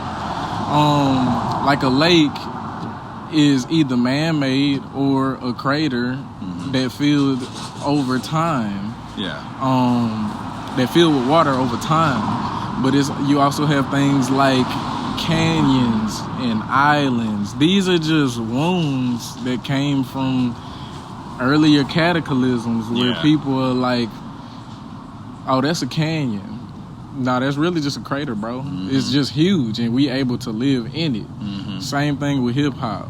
Everything isn't just mumble rap. It's just that big. Hip-hop is that big. And I think that can be sort of related to evolution in a way, because like it's easy to look at like all primate kind, you know, which we are a part of, and say whatever common ancestor we shared back in whatever BC is down bad now. Yeah. It's like, no, he just created all of this. Yeah. Now we have all of these things that generated from that, so not Right. doing so bad, actually. Not. And I hate hearing people say that a genre is quote-unquote dead, because we're still making Indian traditional music. We are literally still making every genre that's ever been Yeah. created still to this day. Genres don't die. Hip-hop isn't going anywhere anytime soon. No. It's only going to get huger, Mm-hmm. which I feel like is why people think it's disappearing.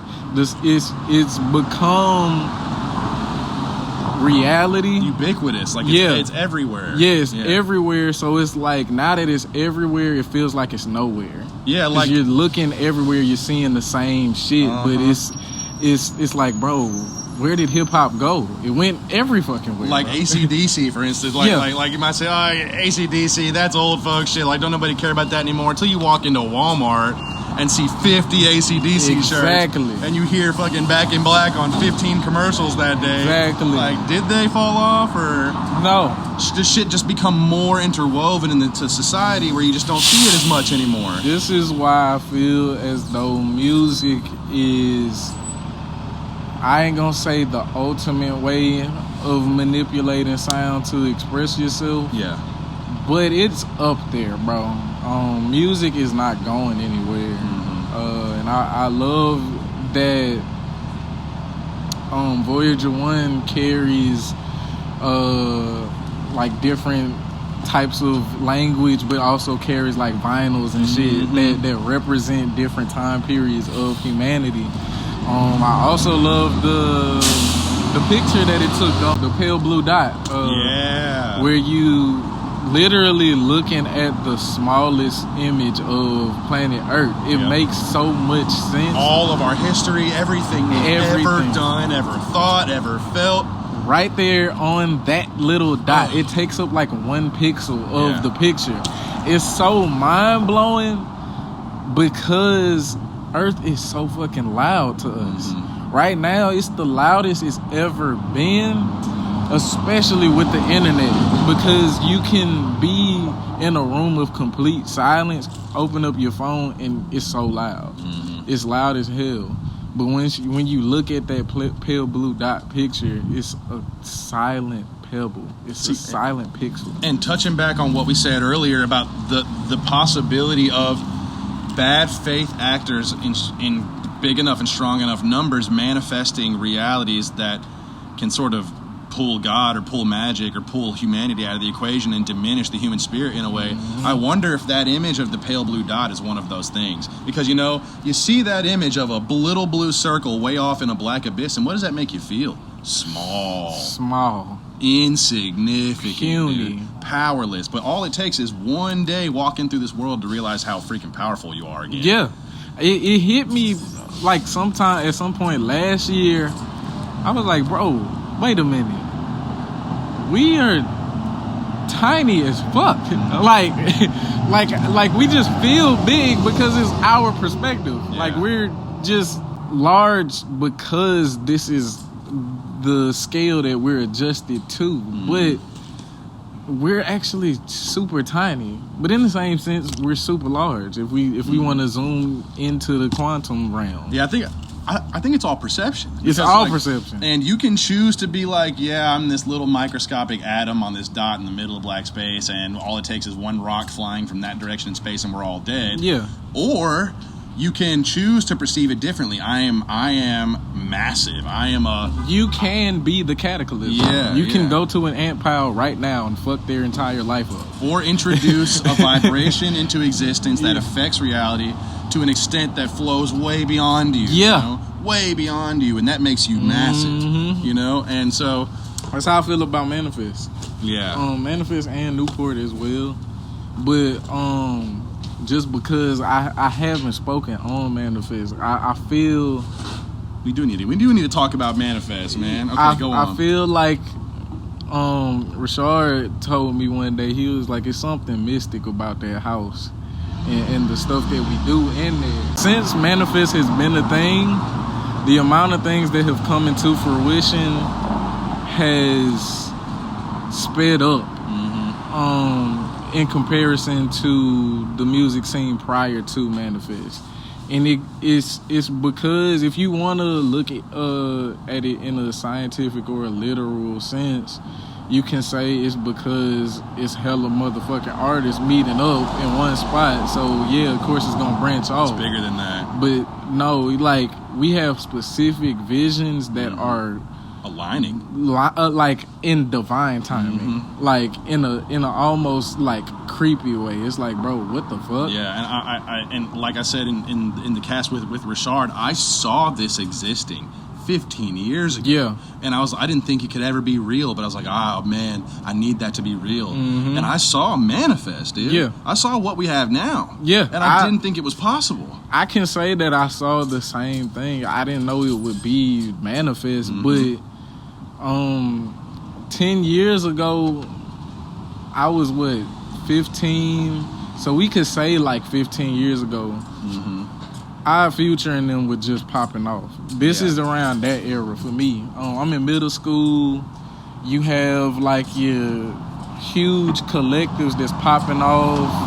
Our Future, ASAP Mob, TDE. All these huge collectives, and you looking at them on these YouTube vlogs, and you're like, bro, this is what I need. Especially at my age, because I'm like 10 years younger than these guys. I'm like, bro, when I get to their age, I need something like that, but I do it completely different. And lo and behold, Manifest is that thing to where you're like, this isn't just music. This is art. Yeah. This is creation. Like, this is... And even more, like, I see this discussion side of Manifest growing. Like, the talking side of Manifest. Oh, everybody in Manifest, I feel, needs to say something. Yeah. They have to articulate themselves, just because the way we communicate in Manifest is for us. Yeah. It's already understood. That's what I love about Manifest. You could just come in, hop on your instrument, or start painting. Nobody has to say anything to each other. We just understand if you play a certain way, oh, he must have had a bad day, or he must have had a great fucking day. You see like Mikey or Squeak painting certain pictures, you're like, oh, they must have had an eventful day, or oh, they must have had a pretty bland fucking day. Yeah.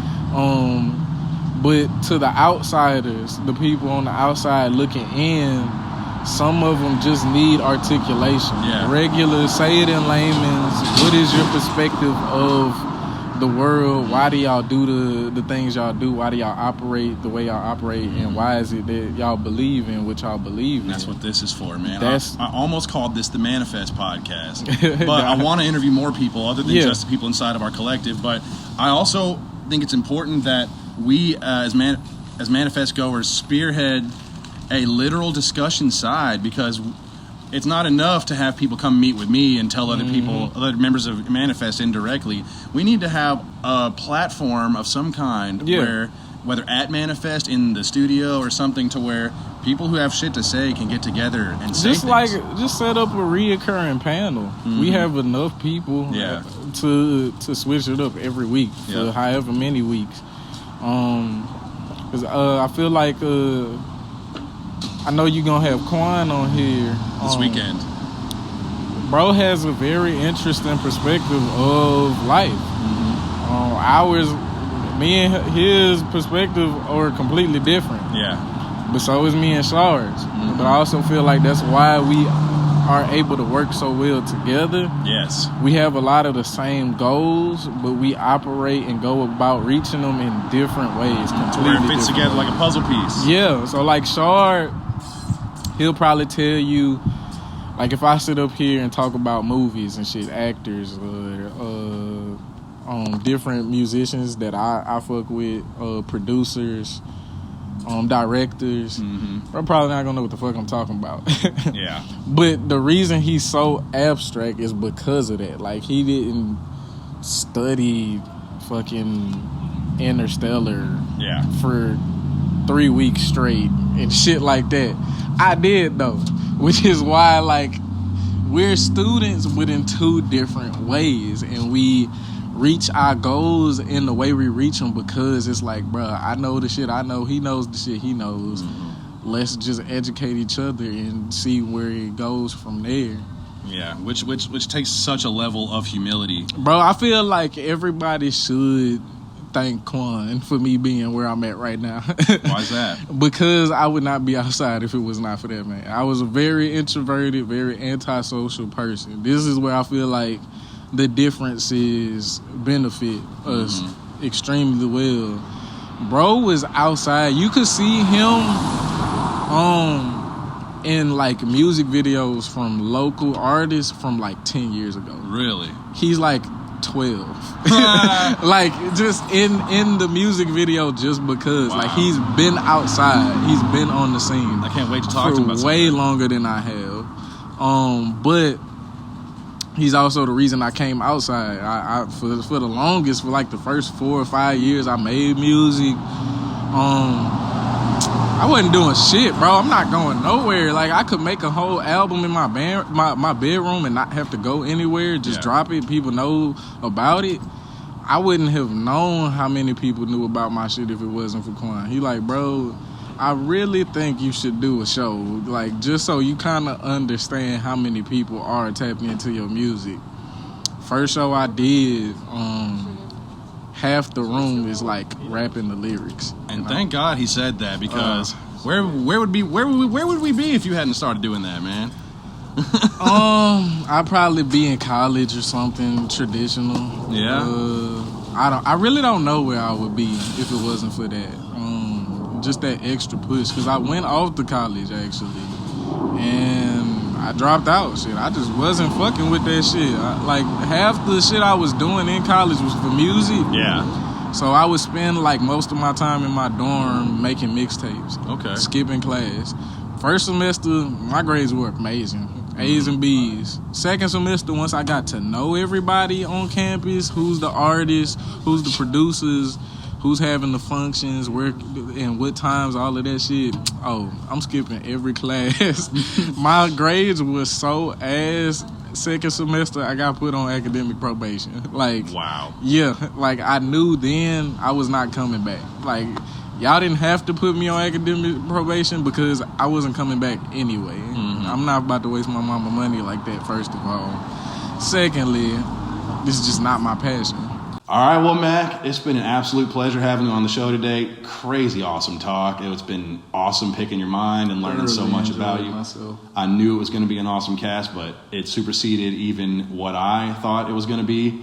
So I'm very humbled that you joined me on this, and yeah, it's been fucking awesome. But thank you for having me. Before we close out, I'd like to give you a space to throw out anything you got going on, pitch anything you got coming up, and just let everyone know what's going on in the near future that they can expect out of Mack Swans. First thing I want to pitch is Listening Lounge at the end of this month. Bossier Arts Council in Newport is going to be collabing on a 2-day event called the Listening Lounge, where we honor just the history of black music, all genres. First day is going to be an actual listening, so where you could come in and you can listen to the music playlist that we've curated. It's going to have different eras. It'll have a whole set for you to look and play around with, interact with. And it's going to be a networking event as well. Second day is going to be more of a visual presentation, but definitely check it out. Next month, March 23rd, at Bears is the first official Age of Insomniacs live experience. Cannot miss that.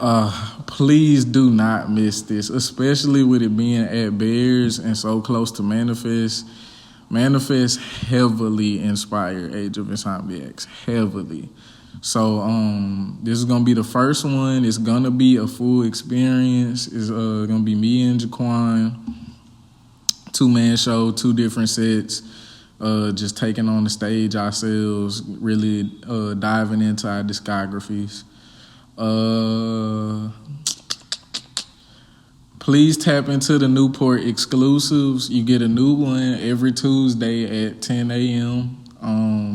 Whether it's a music video, a Lucy, or like a throwaway track, an interview, just any form of media, you're going to get something new from Newport every Tuesday, 10 o'clock in the morning on the dot. Manifest Tuesdays as well, 7 o'clock on Dalzell. Get at us for specific location addresses and stuff like that. Anything else? Anything? Buy Age of Insomniacs merch. Please buy, bro. Can y'all please get these shirts up off of me? We got a few more. We just need to sell out before we re-up, which I'm sure once the shows start rolling, we gonna be pushing out this merch way more. I'm trying to get a custom Age of Insomniacs lab coat. Hey. If you could get one, I'm getting one. I need to be the first one with that. Oh my God. I don't know why I never thought of that. That shit is crazy. There you go. But yeah. I'll expect my check in the mail. No, I'm playing. Hey, I'll send it. But yeah. AOI merch. Just tap into AOI as well. If you can, purchase it on Bandcamp. It's $15 on there. Music videos for Age of Insomniacs will be pushed out extremely soon. If you are interested in being an extra, whether you're an actor or model, dancer, DM me at Mack Swans, MACK Swans, like the bird.